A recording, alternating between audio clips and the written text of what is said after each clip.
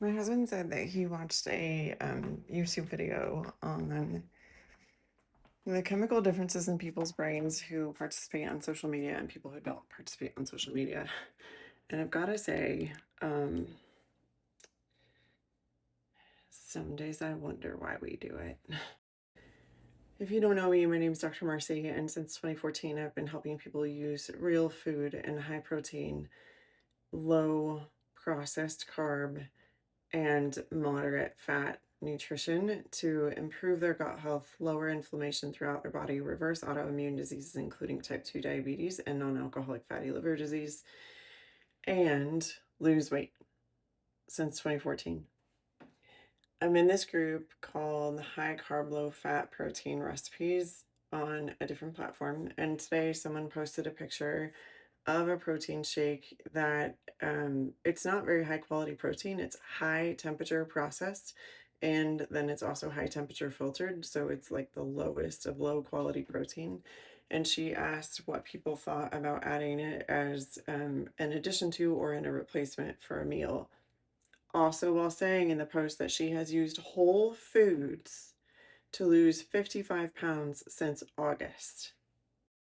This is a copy of the nutrition label. If you'll notice, it has some things in it that you can pronounce, great, and then it has sunflower or soybean oil. Okay, I don't really have a problem with either one of those. And then it says natural and artificial flavors. So we have no idea what's in that. We have no idea. And it could be things that are not good for you, and you're on a health journey. Like she's on a journey to improve her overall health. And then it has two different types of gums in it, basically, and sucralose, and then aspartame potassium. That's actually another sweetener.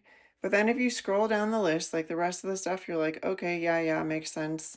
Um, okay, vitamins, sweet, no problem with that. Until you get down to this one that says cyanocobalamin.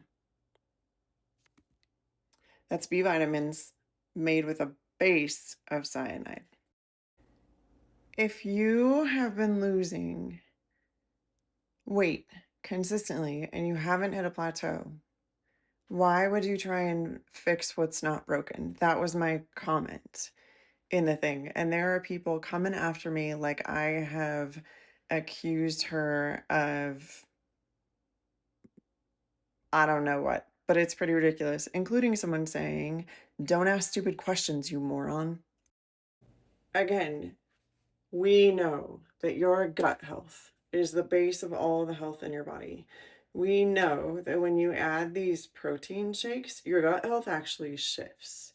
And this one, while it's a low quality type of protein, that shake in general is not as bad as some of the other ones that have like maltodextrin in them. But why would you try and why would you try and fix something that's not broken? That's working for you. Because you don't lose 50 pounds to 60 pounds in 6 months without a consistency that's working for you. But here's the other thing. This week alone, I have seen 3 women who I've followed over the last decade, who have said, asked me what I did in the last 2 weeks to go from this before picture to this after picture. And you know what they all did? All these people that have brand deals with a specific type of protein powder, they all took out the protein powder and the inflammation in their body went way down. If you're eating whole foods, your gut health is probably better than 97% of the people out there. If you're losing weight eating whole foods, you shouldn't be adding processed foods back into the diet because you know what's working for you. It wasn't a stupid question. Why fix what isn't broken is not a stupid question. It is a legitimate think about what you've been doing and the fact that it's been working. And why would you want to add something that could derail that? Because the other thing I know about that protein shake is anytime I've seen anyone use it, what they tell me is afterwards I crave sweets.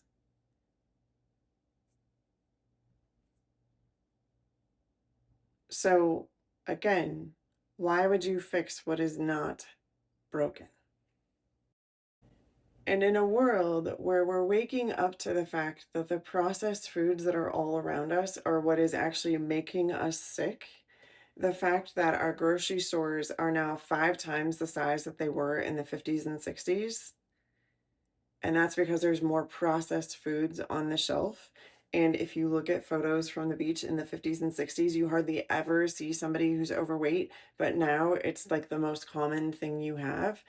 Why would you want to add something processed into your meal plan? When someone asks you a question, when someone makes a statement, and it is designed to make you think about what you're doing, think about what you're asking, think about what you're saying, and your response is to go on the defensive, you should really look at, before you take your fingers to your keyboard, why you're defensive. Think about why it is. Because I can tell you, as a female who's had my protein goal anywhere between 120 and 150 grams, depending on what my body composition goals are at that moment, you can get it all with whole food. You can. And you can do it without adding a bunch of inflammation to the system. And you can do it without messing up your gut health. And you don't need a protein powder to get there. If you want help with that, click the link.